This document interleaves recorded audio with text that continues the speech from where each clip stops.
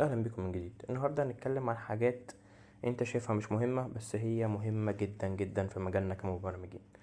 والفيديو هيكون متقسم لأربع أجزاء، وطبعا كل جزء أنا هتكلم فيه شوية وهقولك ازاي تحسنه. أول جزء هنتكلم في التسميات، ازاي تسمي أي حاجة. تاني حاجة هنتكلم على سرعة الكتابة. تالت حاجة هنتكلم عن الكومنت وأهميته وإيه لازمته أصلا.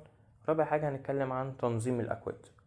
طبعا انت لو مهتم بيهم كلهم واتمنى ان انت تسمعهم يعني عشان هتستفاد، تابع الفيديو بالترتيب الموجود. لو مش مهتم بص على الجزء اللي انت عايزه بس وخلاص. تابع معايا.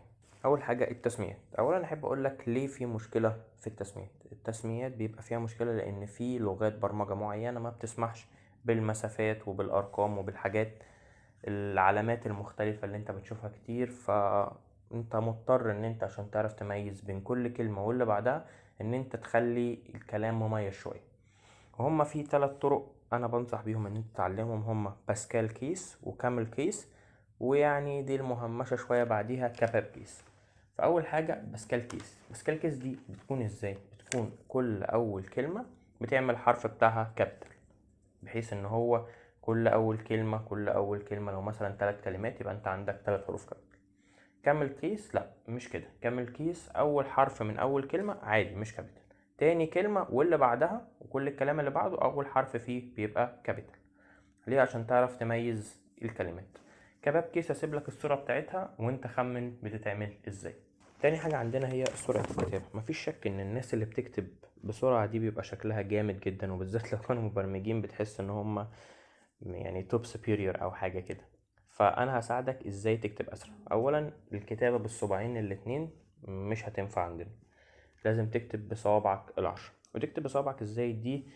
غالبا مش غالبا 90% منها بيبقى تدريب.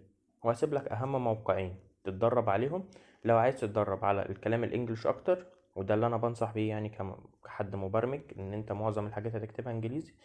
قدامك موقعين، يا اما تايبنج يا اما تايبنج كلاب، وبنصحك اكتر بتايبنج كلاب. لو هتكتب عربي وعايز تتدرب على الكتابة السريعة العربي، خليك في موقع اسمه أكاديمية الطباعة. وطبعا انت مش مضطر ان انت تخليها زي ما بنشوف يعني 150 كلمة في الدقيقة او كده. ممكن تخليها مثلا تقف لغاية 50 كلمة في الدقيقة، ده هيبقى الافريج بتاع اللي بيكتبه، وده هيبقى كويس جدا بالنسبة لك. لان انت حتى لو قست سرعة كتابتك دلوقتي هتلاقيها ما بين مثلا من 9 ل 15 كلمة لو بتكتب بصبعين بس. لكن انت لازم ما تبصش على الكيبورد وتكتب ب10 صوابع. في الاول هتبقى صعبة بس بعد كده هتفرق معاك كتير جدا. تالت حاجة وقبل الأخيرة هو الكومنت. ايه الكومنت وايه لازمته أصلا؟ الكومنت ده هو كلام بيبقى مهمش عندنا في اللغة، بس الكمبيوتر أو الكومبايلر ما بيقراهوش. بس ايه لازمته؟ لازمته ان اللي بيجي يشتغل بعدك او انت حتى بعد ما تسيب الكود اسبوع او اسبوعين تيجي ما تلقاش نفسك تايه. وصدقني الكومنت ده من اهم الحاجات لفهم الكود لو انت بتشتغل مع تيم. لان صدقني ان انت بتشتغل مع حد غيرك بيبقى فيه مشاكل كتير جدا، اكترها في الفهم. ان هو مثلا لو رفعت حاجة على الجيت او جيت هاب جه يبص عليها ما بيبقاش فاهم اي حاجة، فالكومنت بيساعده ان انت تفهمه الكود ده انت عامله ليه. وده كمان بيساعدك انت في حل المشاكل بعد كده.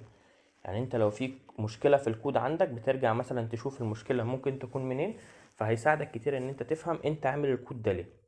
رابع حاجة والأخيرة هي تنظيم الأكواد. ده أنا اتكلمت فيها كتير في القنوات التانية وتعبت منها. أنا عارف إن دلوقتي في برامج كتير وفي اكستنشنز كتير حتى في فيجوال ستوديو كود زي بريتير، وفي حاجات بالاي اي زي تاب 9 مثلا، أو حاجات تانية بتساعدك في تنظيم الكود. بس أنا شايفها مش البيست براكتس يعني، مش أحسن حاجة. أنت لازم تفهم هو عمل كده ليه. فعشان كده أنت قدامك كتاب ممكن تقراه اسمه كلين كود، بعد كده ذا كلين كودر. دول هيساعدوك تفهم ليه تنظيم الكود مهم. هم بالجافا بس انت ممكن تترجمهم بلغات تانية، الاكزامبلز اللي فيهم. فتقدر تعمل كده من على مثلا اي حاجة بالاي اي، مثلا شات جي بي تي والكلام ده هيساعدك كتير ان انت تترجم الكلام او الاكزامبلز دي لاي لغة تانية، مثلا سي شارب، جافا سكريبت. لان هي كده كده بتبقى امثلة، هيديك مثال زيها وهتفهم الكود لازمته ايه، ان هو يبقى مفهوم ومقروء حتى اللي بعدك يعرف انت ايه اللي انت عامله ده، او الشكل ده يفهمه في اسرع وقت ممكن. ما يحتاجش ان هو يدور ويخش معادلات عشان يعرف النقطة دي هو عايزها ليه. بقدم لك محتوى عن التعليم عموما وعن البرمجة والتك خصوصا. لو مهتم تابعني علشان ما يفوتكش اي حاجة انا بعملها. وبس كده، ومع السلامة.